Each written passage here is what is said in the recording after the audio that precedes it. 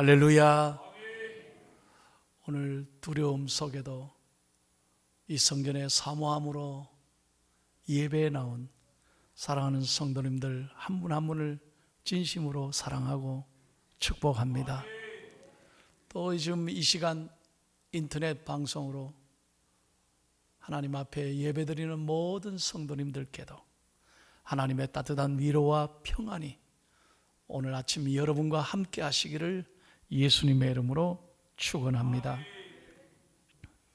성경 시편 49편 20절에 보면 이런 말씀이 있습니다. 존귀하나 깨닫지 못하는 사람은 멸망하는 짐승 같도다. 무슨 말입니까?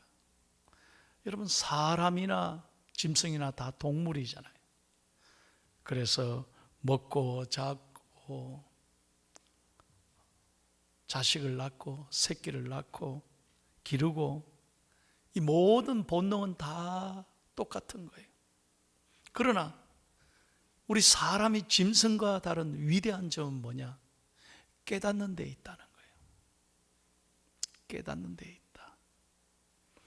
여러분,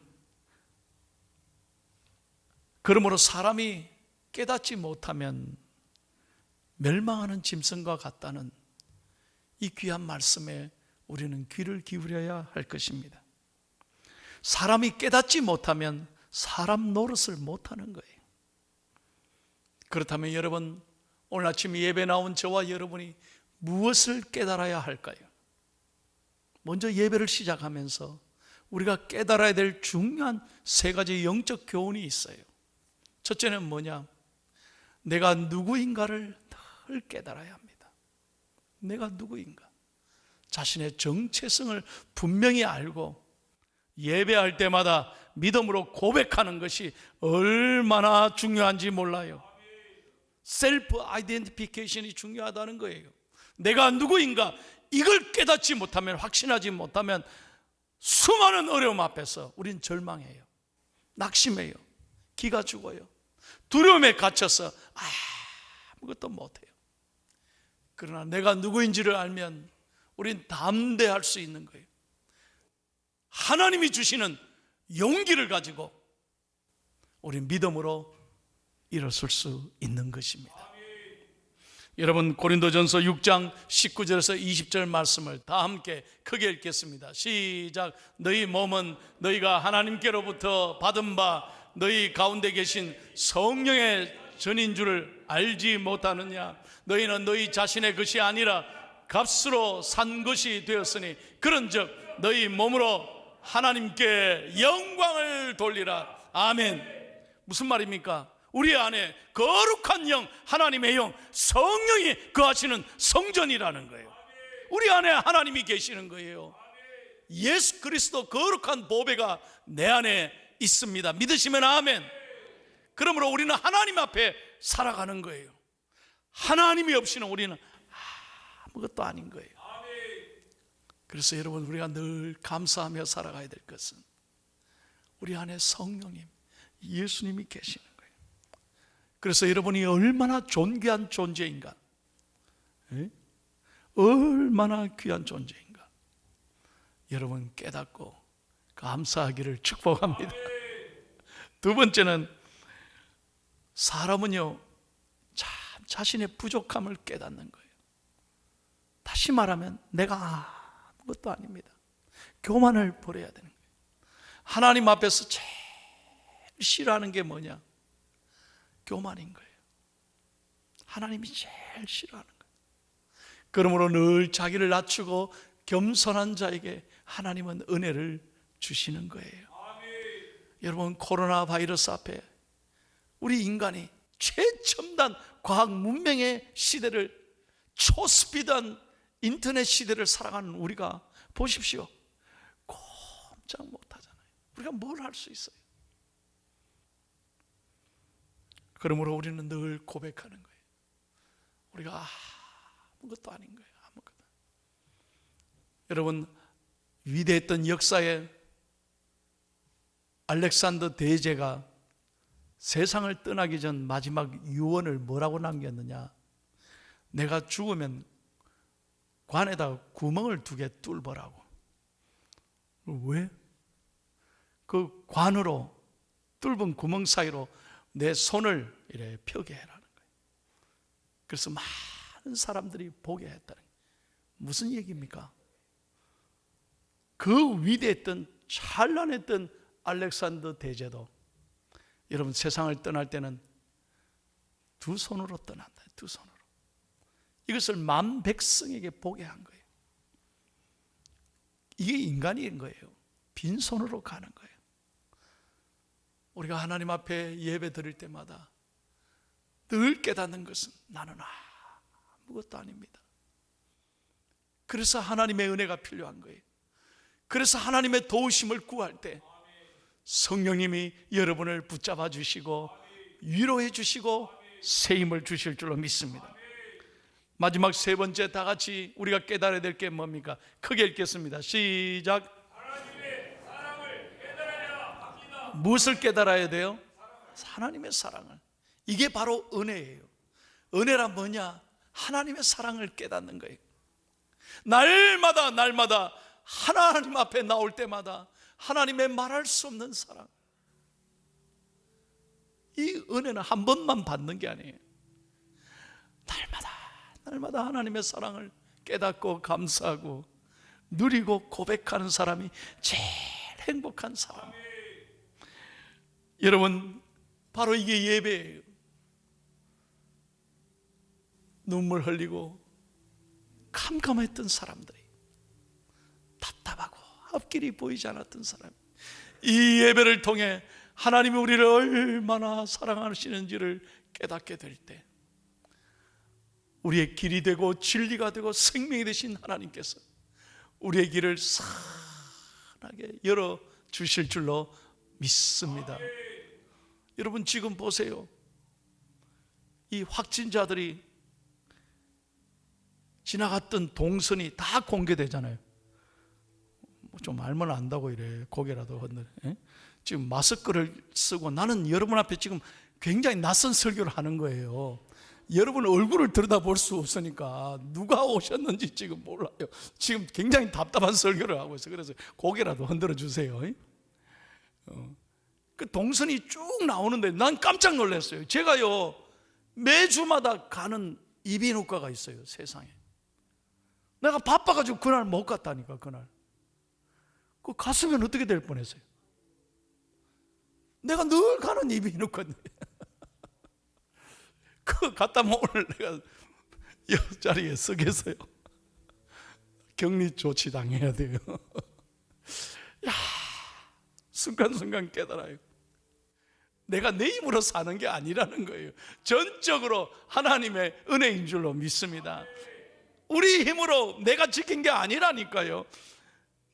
이게 하나님의 은혜예요. 하나님의 은혜. 예배 때마다 우리가 깨달아야 될 것은 이 하나님의 은혜를 깨닫고 감사하며 어떤 순간에도 하나님을 노래하고 찬양해야 될 줄로 믿습니다. 오늘 아침엔 성경의 한 인물 가운데 정말 하나님의 말씀을 깨닫고 순종함으로 놀라운 축복을 받았던 한 사람을 소개합니다. 우리가 잘 아는 사람이죠. 그 사람의 이름은 나아만이라 그랬어요.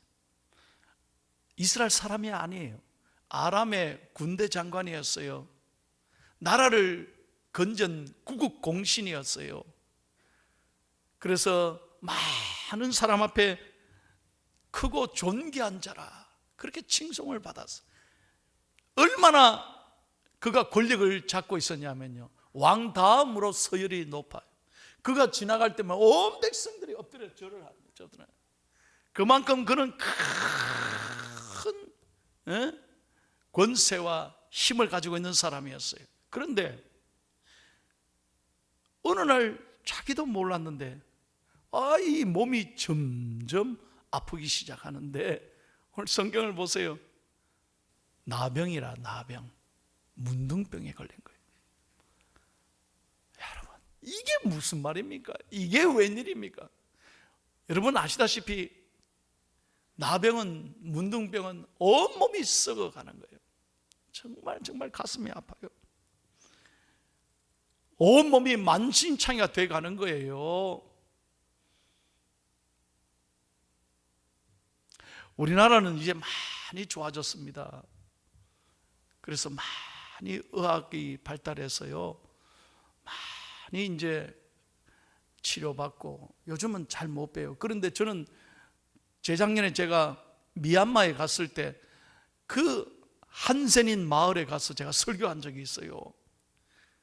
미얀마 가난했던 동네, 한 동네 전체가 나병 환자들이더라고요.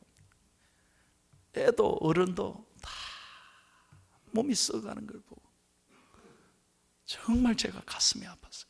야, 이렇게 가난한 곳이 아직도 있구나.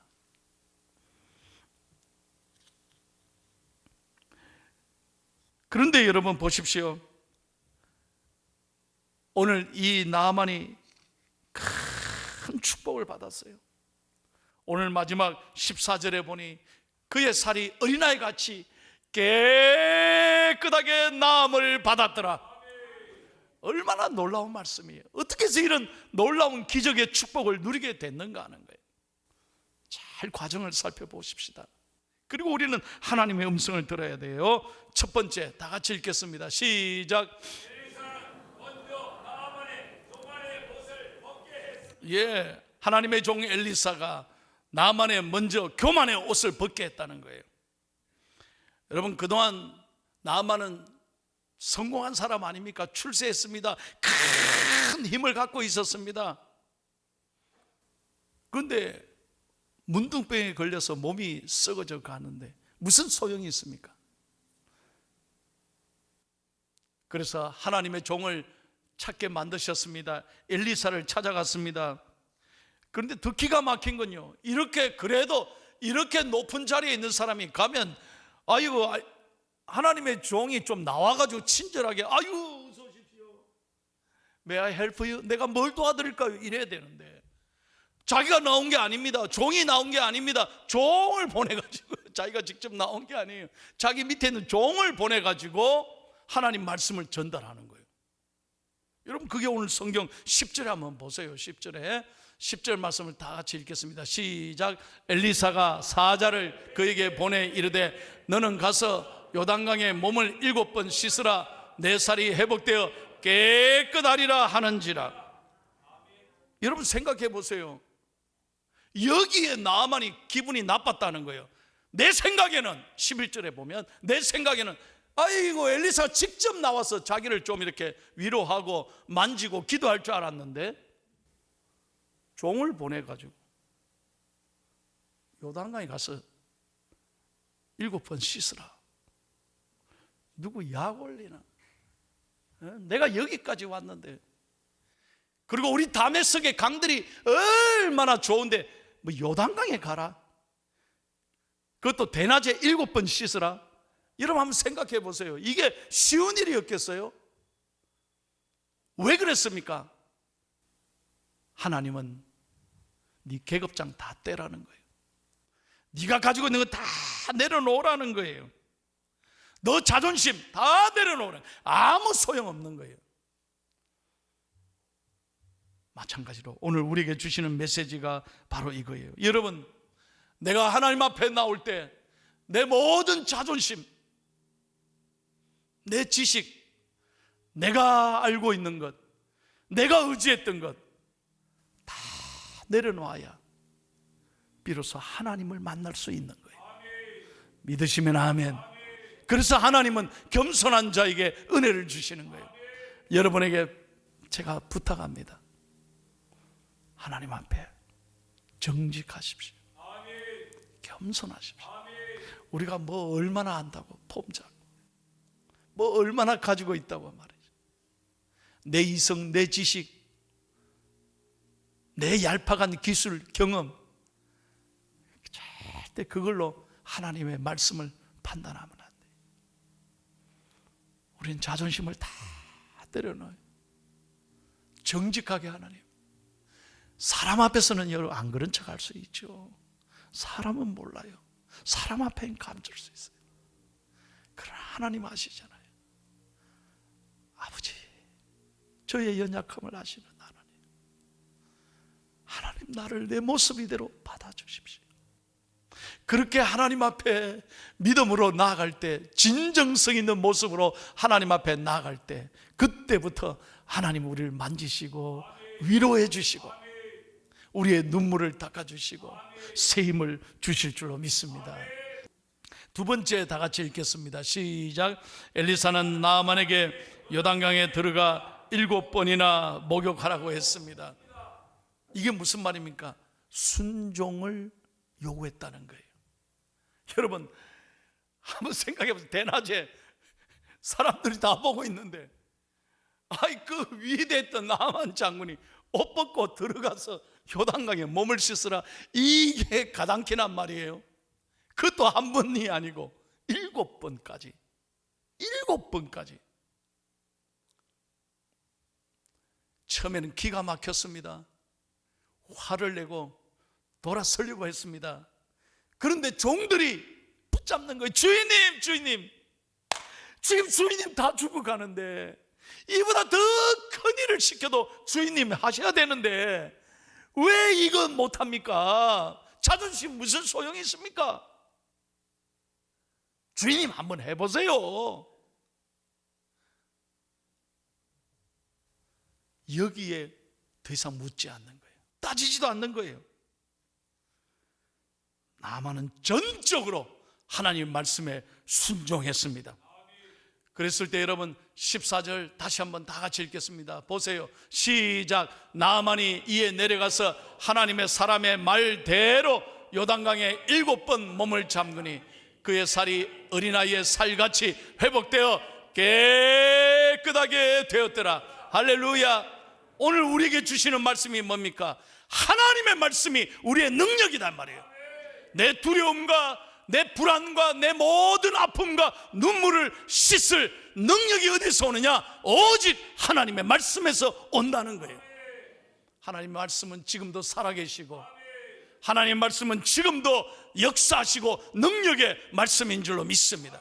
성경을 보세요. 빛이 있으라 한 말씀에 이 땅에 빛이 있었고, 죽어가는 영혼을 향하여 하나님께서 사랑하는 아들아 일어나라 한 말씀에 죽었던 사람이 다시 살아났고, 여러분 풍랑이는 갈릴리를 향하여 예수 그리스도께서 바다여 잠잠하라 한 말씀에 그 물결이던 파도가 잠잠해졌습니다.